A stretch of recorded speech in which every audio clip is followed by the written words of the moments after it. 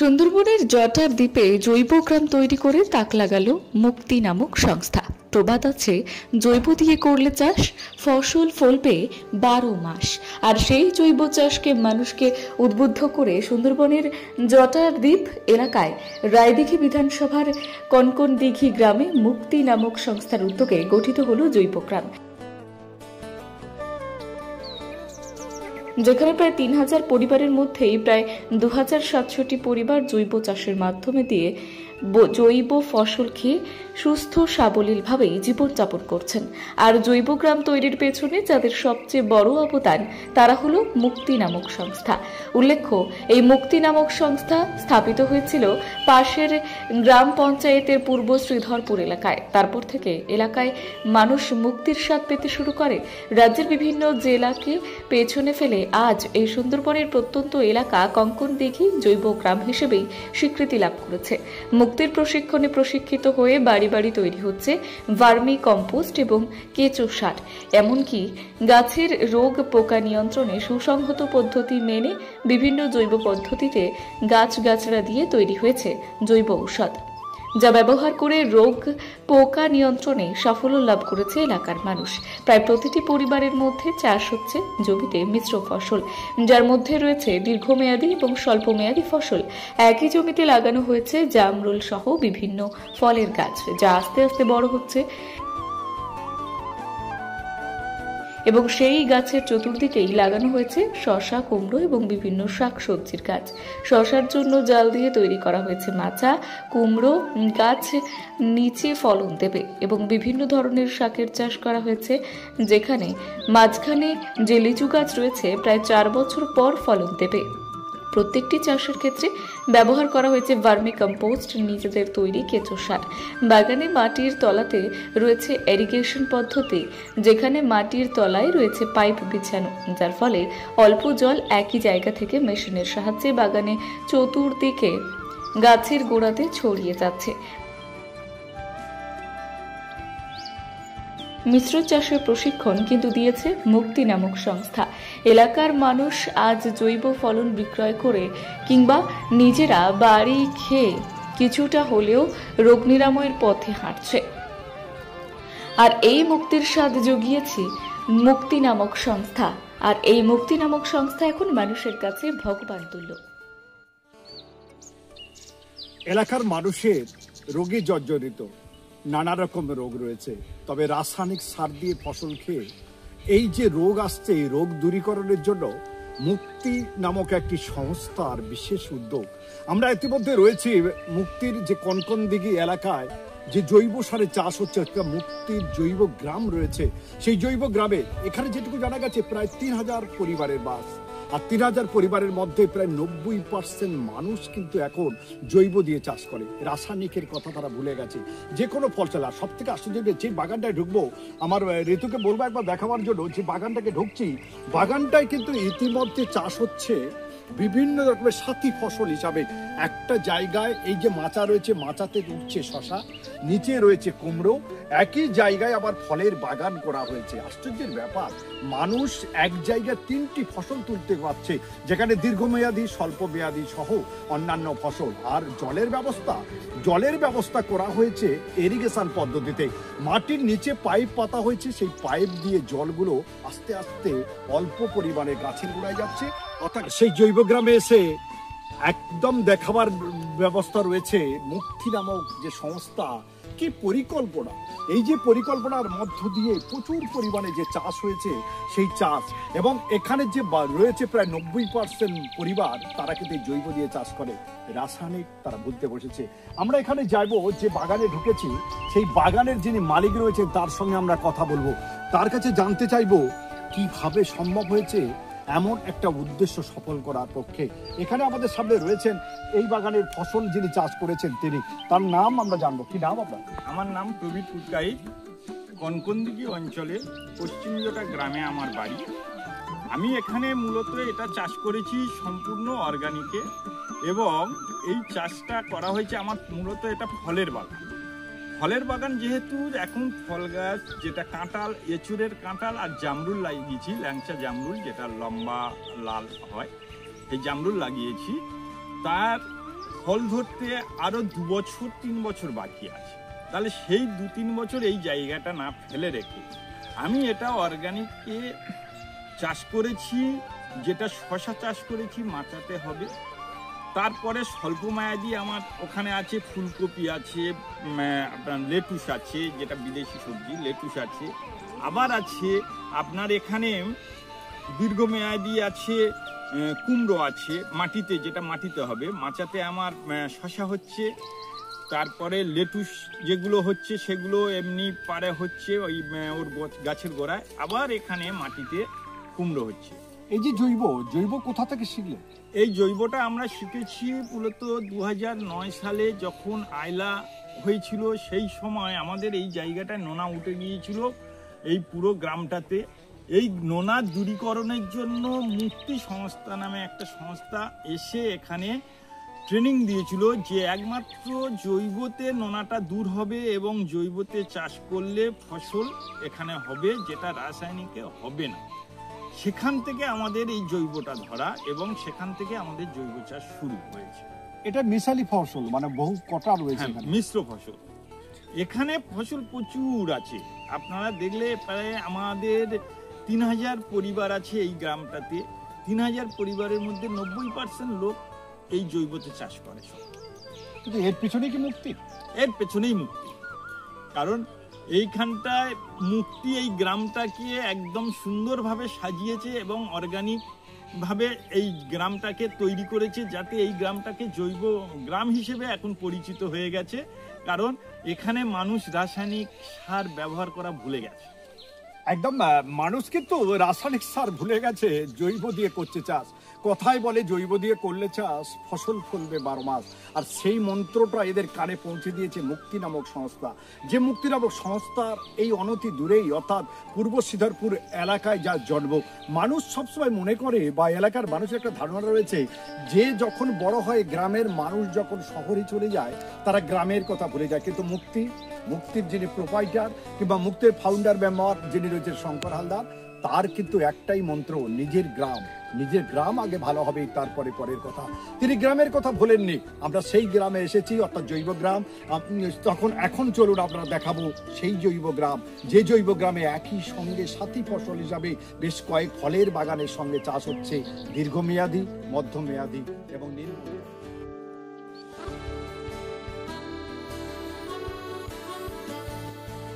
নমস্কার, আমরা জৈব গ্রাম কিন্তু ঘুরে আসলাম, কিন্তু জৈব গ্রাম গড়ার যিনি কারিগর সেই শঙ্কর হালদার, ওনার কাছে রয়েছে। শঙ্কর হালদার উনি আছেন। নমস্কার শঙ্করবাবু, আপনার কাছে জানতে চাইব, জৈব গ্রাম তো হলো, কিন্তু এই জৈব গ্রাম করার মানসিকতা কেন এলো আপনার, সে বিষয়ে আপনি কি বলবেন? আপনারা জানেন যে আমার বাড়ি সুন্দরবন। যখন আইলা হলো এবং ওই সমস্ত এরিয়া ভেসে গেল নোনা জলে, তো তখন আমরা চেষ্টা করছিলাম যে মানুষ যাতে মাইগ্রেট হয়ে পরিযায়ী হয়ে যাতে বাইরে না চলে যায় এবং ওখানে যাতে চাষবাস খুব তাড়াতাড়ি শুরু করা যায়, তার কী কী উদ্যোগ নেওয়া যায়। কারণ মানুষকে ওখানেই যদি আমরা তাদের খাবার বানাতে না পারি, তাহলে মানুষ সব মাইগ্রেট করে যাবে। আর আগে এমন সময় গেছে যে একবার বন্যা হলে 3 বছর থেকে 4 বছর আর কোনো চাষবাস হতো না। তো আমরা যেটা করলাম, বিভিন্ন রকম পদ্ধতি অবলম্বন করতে করতে, তার আগে সুনামির সময় যে সমস্ত পদ্ধতি ব্যবহার হয়েছে তামিলনাড়ু, বালিতে, সেখান থেকে তাদের এক্সপার্টিসদের নিয়ে আমরা এখানে ফার্মারদের ট্রেনিং দেওয়া শুরু করলাম। কিন্তু ঘটনাচক্রে দেখলাম যে আমাদের জৈব পদ্ধতি একমাত্র পদ্ধতি যেটা খুব তাড়াতাড়ি ওই নোনাটাকে বাঁচিয়ে, নোনাটাকে বের করে দিয়ে আবার জমিটাকে ফসলের জন্য উপযুক্ত তৈরি করা যায়। যখন নোনা জমি হয়ে যায়, তার উপরে যদি আমরা কেমিক্যাল সার দিই, তাহলে ওটা খুব ভালো যায় না, ওটা আরও খারাপ হয়ে যায়। তো সেই পদ্ধতিতে অবলম্বন করা হলে কিন্তু আস্তে আস্তে তো আমাদের জানতে পারলাম যে এই অর্গানিক ফার্মিংই একমাত্র রাস্তা। যেভাবে আমরা আমাদের বিষক্রিয়া ভরে যাচ্ছে, বিষমুক্ত খাবার নেই, আমাদের বাচ্চারা যেমন বিষাক্ত খাবার খাচ্ছে, ফার্মারদের তাদের জীবন অতিষ্ঠ হয়ে উঠেছে, তাদের সারের দাম, ওষুধের দাম এবং তাদের ফসলের দাম পাচ্ছে না, এবং তার উপরে এতগুলো তাদের এই ইন্ডাস্ট্রিয়াল প্রোডাক্ট, বিশেষ করে সার ওষুধ কিনতে হবে। তো এগুলো থেকে মুক্তি পাওয়ার জন্য মুক্তির উদ্যোগ, যে ফার্মার থেকে এই অরাজকতা থেকে কিভাবে আমরা তাদেরকে মুক্তি দিতে পারি। তো মুক্তির প্রশিক্ষণে প্রশিক্ষিত হয়ে জৈব সার দিয়ে মানুষ চাষ করছে, কিন্তু শঙ্করবাবু এমন কি ম্যাজিক যেখানে বলা হচ্ছে 3000 পরিবার রয়েছে এখানে, এই 3000 পরিবারের মধ্যে 90% প্রায় 3700 পরিবার তারা জৈব খাবার খাচ্ছে, জৈব চাষ করছে, এমন কি জাদুর পরে কি জাদু দেখালেন তাদের? দেখুন, আমরা নগেন্দ্রপুর এবং কনকনদিঘিতে প্রায় 12,000 কৃষককে আমরা এই অর্গানিক ফার্মিংয়ে ট্রেনিং দিই কয়েক বছর ধরে। কিন্তু আমরা লক্ষ্য করি যে জটার দ্বীপের যে গ্রামটি পূর্ব জটাকুলে, ওই গ্রামের মানুষগুলো খুব বেশি, প্রায় 50-60% মানুষ ওখানে এটাতে তারা উদ্যোগী নেয়। কারণ হচ্ছে ওখানে প্রচুর গরু পাওয়া যায়, ওখানে প্রচুর গরু আছে, ওখানে দুধের ব্যবসা আছে, খেয়াল করে দেখবেন। আর ওই যে গোবর বা এই যে গরু থাকলে গোচনা, এইগুলো হচ্ছে জৈব সারের জন্য অত্যন্ত একটা ভালো ব্যাপার। তো সেই জন্য ওই গ্রামের মানুষগুলো এটাকে বেশি একাত্ম করে নিল এবং চাষবাস আরো বেশি শুরু করলো। তারপর আমরা দেখলাম যে ওই গ্রামের মানুষদের যখন বেশি আগ্রহ আছে, তাহলে ওদেরকে আরো বেশি সহযোগিতা করা যায়। ওখানেই আমরা তখন সেন্টার তৈরি করলাম, বেশি করে ওদের সহযোগিতা করতে শুরু করা হলো, এবং ওরা আজকের দিনে তো আপনি যেটা দেখলেন হাজার হাজার মানুষ ওটাকে করছে। আর ফার্মারদের মূল কথা হচ্ছে তারা এটা বুঝতে পেরেছে যে এই পদ্ধতিতে চাষ করলে তাদের ফসল যেটা হচ্ছে তারা বিষমুক্ত, তাদের শরীর ভালো থাকছে, তাদের বাড়িতে খাওয়া দাওয়া হচ্ছে, সঙ্গে কম দামে তৈরি করতে পারছে, কারণ এদের সার কিনতে হচ্ছে না, ওষুধ কিনতে হচ্ছে না। তো তাদের মানে যেটুকু বিক্রি করছে পুরো পয়সাটা তাদের থাকছে। তাহলে আর এই যখন ফার্মার যখন সে নিজে বুঝতে পারবে যে তাদের এই বেনিফিটটা তাদের হচ্ছে, তখন তারা এগিয়ে নিয়ে যাবে। তা আপনি নিশ্চিত গ্রামে গিয়ে ঘুরে দেখেছেন বা কথা বলে দেখুন, নিঃসন্দেহে ওদের যে আমাদের ওখানে যে সমস্ত কৃষক আছে বন্ধুরা, তাদের খুবই বেনিফিট হচ্ছে, কম খরচায় তৈরি করতে পারছে এবং তাদের কনফিডেন্ট এসে গেছে যেটা তৈরি করা যায়, তাই তৈরি করছে। একদম শঙ্করবাবু বললেন প্রথমে গরু আছে, অর্থাৎ কাউডা অর্থাৎ গোবর যেটাকে বলা হয়, এটা জৈব সার হিসাবে ব্যবহৃত হয় এবং সেটাকে তিনি কাজে লাগিয়েছেন। কিন্তু শঙ্করবাবুর কাছে ঘুরিয়ে ফিরে আবার একটি প্রশ্নে আমরা জানতে চাইব, বিভিন্ন বাজারে যাচ্ছে রাসায়নিক সার রয়েছে, রাসায়নিক সারের ফসল কিন্তু দেখতে সুন্দর, খেতে ভালো, অনেক সুস্বাদু বলে মনে হয়, কিন্তু জৈব সারের কি ফসল ভালো? জৈব সার কেন তারা চাষ করবে? তা তো রাসায়নিকে ভালোই করছিল, এখানে কি বেনিফিট রয়েছে তাদের? জানেন, হাসির কথা, মানে ঘটনা হচ্ছে যে আমরা যখন সুস্বাস্থ্যের কথা বলি মানুষকে, কে সুস্থ আছে, যে একটু নাদুসুদু, যার একটু বেশি খুব ফেসি এবং যার গায়ে খুব চামড়া চকচক করছে, এবং তাদেরকে আমরা বলি বাহ খুব স্বাস্থ্যটা খুব ভালো। অথচ যে মানুষটা একদম পেটার চেহারা, হয়তো মুখে অতটা মাসেল নেই, পুরো মাসেল আছে, অতটা চর্বি নেই এবং খুব রুক্ষ কুক্ষ, সে অ্যাকচুয়ালি জিম করে, তাদের শ্বাস শরীর অনেকের থেকে বেটার, কিন্তু তাকে দেখে মনে হবে বা ফটো তুলে মনে হবে এ তো বোধ হয় অতটা ভালো নেই। যে এক্স্যাক্টলি জিনিসটা সেই রকম জৈবের ক্ষেত্রে যখন আপনি ফসল তৈরি করছেন, তখন কিছু ফসল বাঁকা হবে, কিছু ফসল পোকায় খাবে, কিছু ফসল তার ন্যাচারালি রূপ নেবে। যখন কোনো কিছু দেবে অগাধ কিছু চকচক করছে, যেটা খুব চকচক করে সেটা সোনা হয় না। তো এরকমই খুব চকচক করছে মানে দুটো জিনিস আপনাকে বুঝতে হবে, ওখানে কেমিক্যাল পেস্টিসাইড বা ফার্টিলাইজার বিক্রি করা ব্যবহার করা হয়েছে, সঙ্গে আর একটা জিনিস খুব ন্যাচারালি আপনাকে ভাবতে হবে যে আমাদের একটা ফসল হলে সেটা একটা পোকায় খায়, একটা ইঁদুরে খায়, একটা বিভিন্ন ধরনের পাখিরা এসে খায়।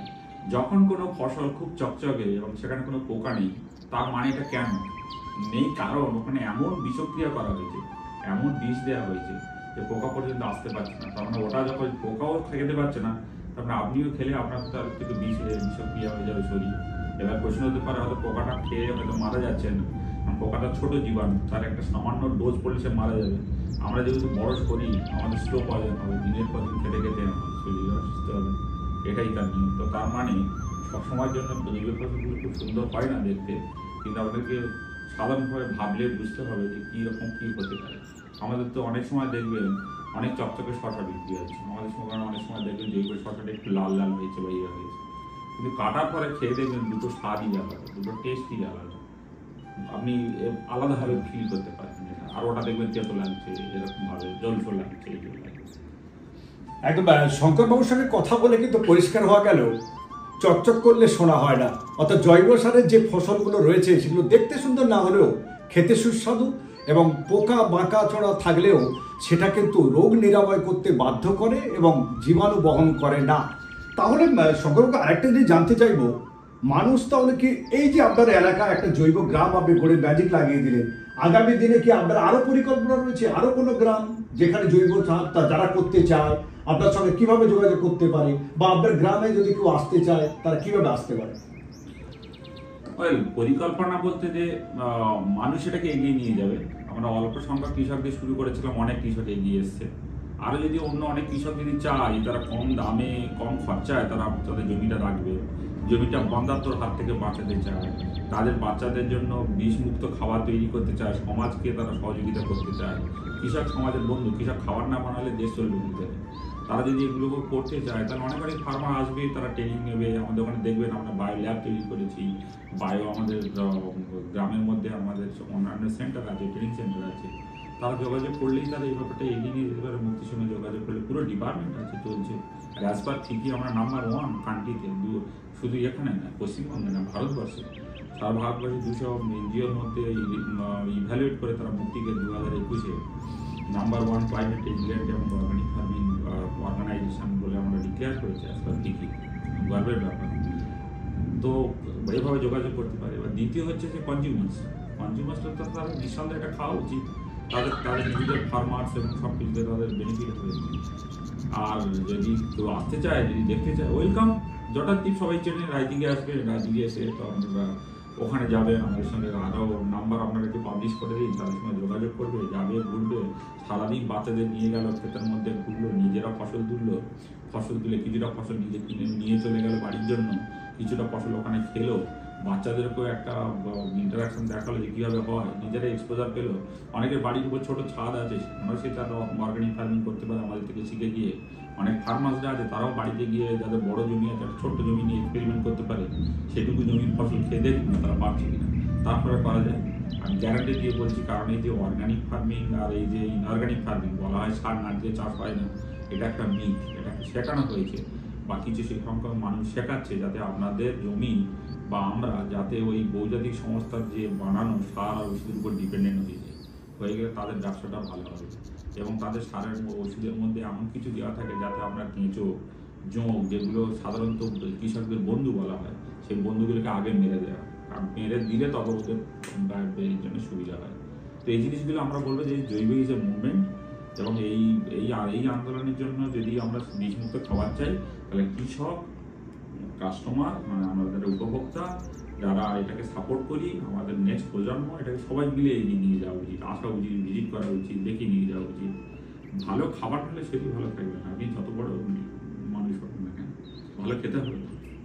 আমরা শঙ্করবাবুর সাথে কথা বললাম, পরিষ্কার তিনি জানিয়ে দিলেন সেই যে তথাগত বাড়ে জৈব দিয়ে করলে চাষ, ফসল ফলবে 12 মাস।